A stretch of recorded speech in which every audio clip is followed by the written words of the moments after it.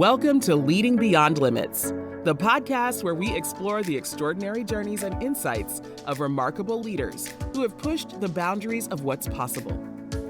Your host, Angel Radcliffe, who is a digital transformation leader, author, speaker, and financial educator, will lead each episode and dive deep into the stories, strategies, and philosophies that have empowered these exceptional individuals to lead, inspire, and achieve beyond the ordinary. We're about to embark on a journey of discovery and inspiration, and together, we'll learn what it takes to lead beyond limits. So grab your cape, or at least your favorite coffee mug, because we're about to unravel the extraordinary tales of trailblazers who've turned impossible into I'm possible. Let's get started. Hello and welcome back to the Deep Dive. We've been away from the mic for a little bit, recharging the batteries, but we are jumping right back in today. And I have to say, it is genuinely good to be back in the studio. There's a specific kind of clarity you get when you sit down to unpack these topics that I've actually really missed. I agree. It's good to be back, and frankly, the break connects pretty well to what we're discussing today. We are zooming in on a single, very specific leadership micro scenario. Right. And for you listening, when we say micro scenario, we're talking about a condensed piece of text, almost like a manifesto on a single slide that deals with the psychology of leadership. And honestly, this one hits a little too close to home. It's a mirror. Very uncomfortable mirror. It is. I read the headline text, and my immediate reaction wasn't aha. It was more like, ouch. Can I just read the provocation right off the top? Let's get it out there. Okay. The scenario text says, verbatim, being always available is a lack of strategy. Being always available is a lack of strategy.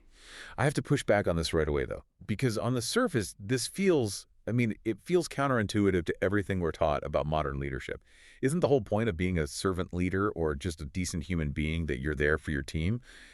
It feels almost negligent to say availability is a bad thing. If there's a crisis, I need to be available. If my team is stuck, I need to be available. And that is exactly the tension we need to sit with today. You're right. The prevailing culture tells us that presence equals commitment. If I'm online at 9 p.m., it proves I care. If I answer that Slack message in 30 seconds, it proves I'm on top of things. But the scenario is arguing that we have confused commitment with design failure. Design failure. That's a very mechanical way to describe a human interaction. But it is mechanical. Think about a machine. If the operator has to constantly manually adjust the gears to keep it running, that's a badly designed machine. The scenario argues that if you are always available, it's not a sign of your heroic dedication. It's a sign that you haven't built a strategy that works without you. Okay, so we're moving from the idea of the leader as the hero to the leader as correct? The glitch. The leader as the patch. You're just patching holes in real time. Let's look at the first supporting line in the scenario. It creates this really interesting dichotomy. It says, reliability is a virtue. Which we agree with. We all want to be reliable. Oh, absolutely. Reliability creates psychological safety, but then it immediately pivots. Reliability is a virtue. Exhaustion is a leak. Exhaustion is a leak. Now, usually when I tell my friends I'm exhausted, I wear it like a badge of honor. It means I'm working hard. But a leak implies waste. It implies something valuable is draining away. Precisely. And we have to ask, what is actually leaking? It's not just your physical energy. You can recover physical energy with a nap. What is leaking here is your strategic capacity. Can you unpack strategic capacity? Because that sounds a bit like a buzzword, but I have a feeling you mean something very specific. Think about the cognitive difference between processing and positioning. Mm-hmm. When you are available, answering emails, checking DMs, hopping on quick calls, you are processing. You're dealing with data that already exists, inputs that are coming at you right now. Reactive work. High-frequency reactive work. Strategy, on the other hand, is positioning. It is looking at data that doesn't exist yet. It's predicting the market or anticipating a cultural shift in your org or designing a workflow for next year. Here's the biological reality. You physically cannot do both with the same part of your brain at the same time. So it's a bandwidth issue. It's a signal-to-noise issue. If you are constantly on, your brain is flooded with noise, the noise of the present. You are leaking the capacity to see the signal of the future. You are reliable, yes. You are helpful, absolutely. But you have rendered yourself strategically blind because you never look up from the screen. That's terrifying. It's like being a pilot who is so busy serving drinks to the passengers that nobody is flying the plane. And yet we feel good doing it. That's the trap. Well, let's talk about that feeling, Wow. because I think that's where the real resistance is. I can intellectually agree with you that strategy requires focus, but emotionally, when I step away, I feel guilty. I feel like I'm letting people down. Or worse, I feel unsafe. Unsafe. Yeah. Yeah. There's a certain safety in the noise, isn't there? If I'm answering emails, I know I'm working. I can prove my value. If I step back to strategize and I'm just staring at a wall, that feels risky. What if I come up with nothing? That is a profound insight. There is an illusion of safety and availability. It's tangible. I solved 10 problems today. You can count them. Strategy is intangible. It's ambiguous. And the scenario suggests that many leaders hide in availability because they are uncomfortable with that ambiguity. Or hiding in the inbox. We are using busy as a shield against the anxiety of effective. The scenario text addresses this head-on. It says, protecting your time isn't selfish. It's a tactical requirement for high-quality decision-making. Tactical requirement. I really like that framing, because usually when we talk about boundaries, it's all very soft. It's self-care. It's you can't pour from an empty cup. It sounds nice. But this is framing it as hard-nosed business logic. It strips away the morality of it. It's not about whether you are a good or nice person. It's about the physics of judgment. High-quality decisions require latency. They require a pause. If you're operating with zero latency instant response, always on, you are degrading the quality of your judgment. You're making fast decisions, not good decisions. So the guilt I feel when I close my laptop, that guilt is actually a strategic liability. It's noise.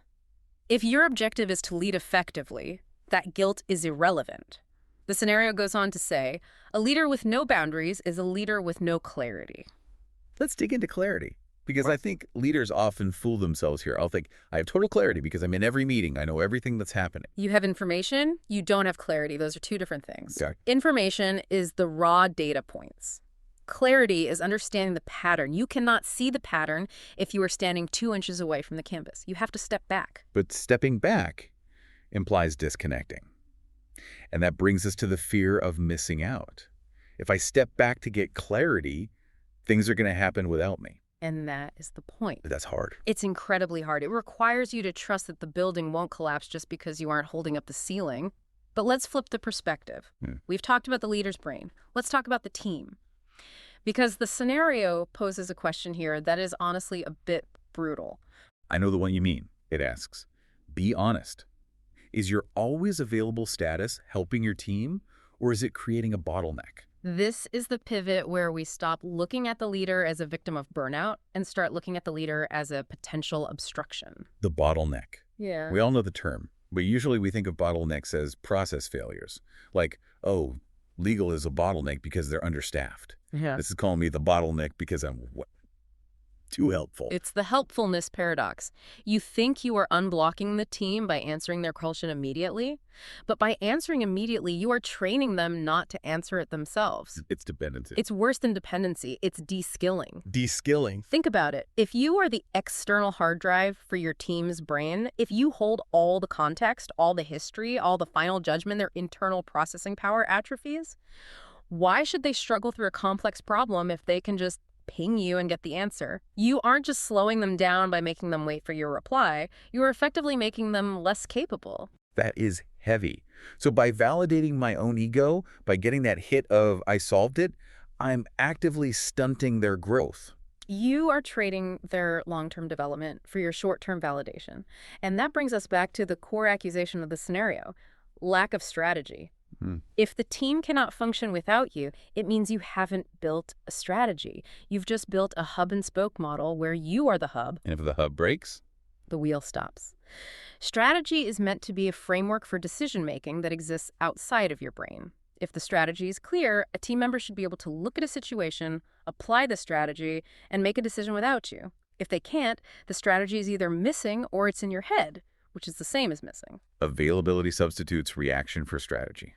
That line from our notes really sticks out now. It's so much easier to just react than to build a system that makes me unnecessary. It's easier, and it feeds the ego, building a strategy that makes you redundant. That requires a level of self-assurance that is, it's rare. It requires you to architect yourself out of the loop. Architect. That's the word the scenario uses next. The architecture of strategic availability. I'm going to pause on that word.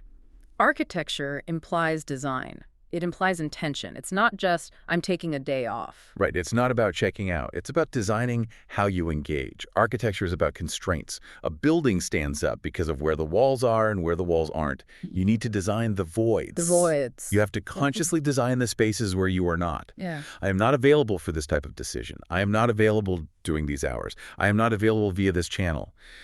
Those constraints force the team to fill the void. They force the team to step up. But this requires judgment, doesn't it? Because I can hear the listener saying, okay, but if I just disappear, my team will flail. And they might be right. You can't just abandon a team that's used to you holding their hand. No, and that would be irresponsible. That's not architecture, that's demolition. The scenario emphasizes that leadership is about judgment. A leader with good judgment knows when to step in and when to step back. They know the difference between a crisis that threatens the business and a struggle that leads to growth. It's the difference between the building is on fire and this math problem is hard. Exactly. And the problem with being always available is that you treat the math problem like a fire. You rush in with the extinguisher every time. Moving forward responsibly means accepting that stepping back is an act of trust.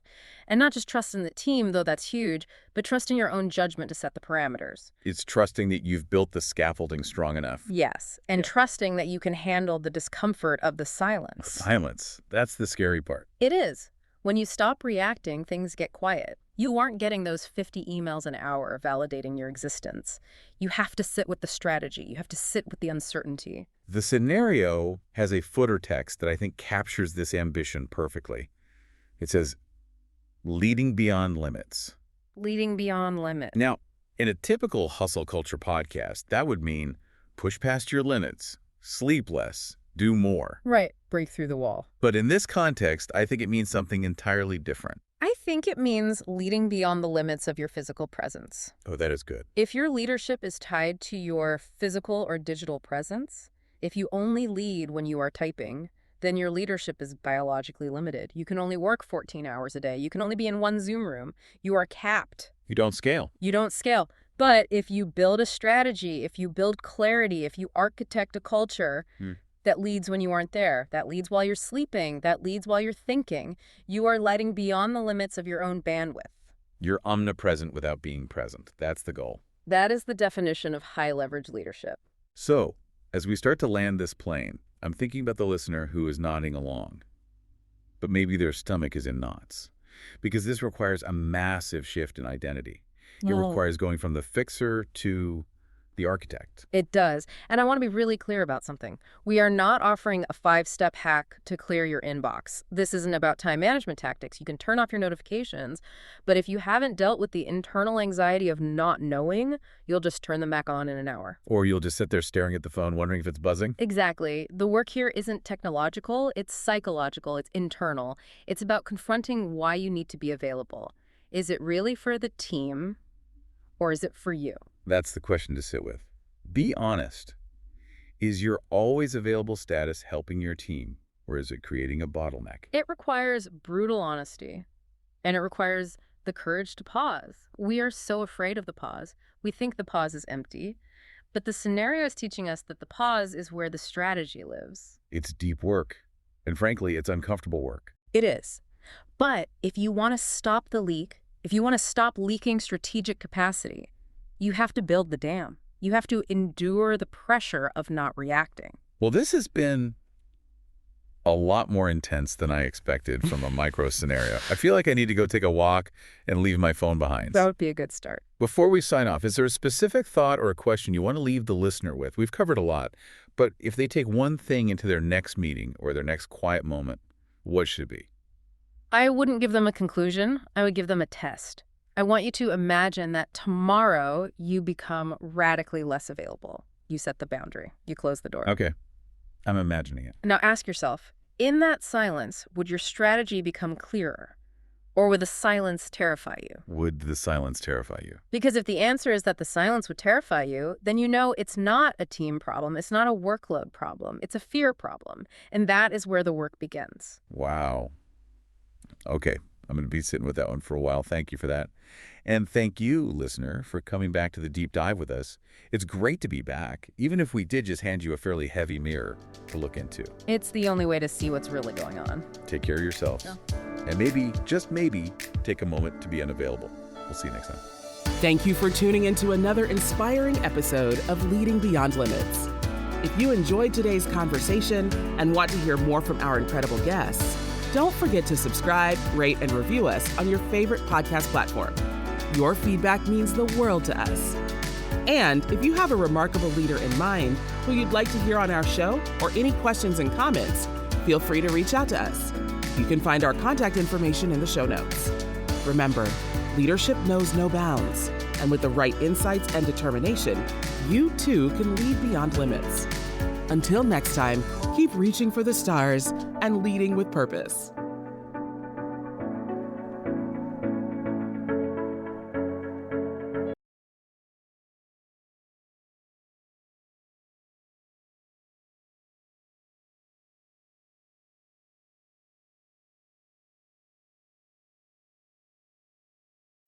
Hey, y'all. As a growing family, my husband and I love game night, especially when it's Wayfair edition. Let's do it. You gotta name as many Wayfair furniture and decor categories as you can. Ready? Go. Sofas, bar stools, beds, ottomans, outdoor seating, bookshelves, kitchen tables, garden sheds, mid-century modern lamps. Time. Nice. You got 9 out of a lot. Not too bad. Keep practicing by visiting wayfair.com, where you can shop every style for every home. Wayfair, every style, every home.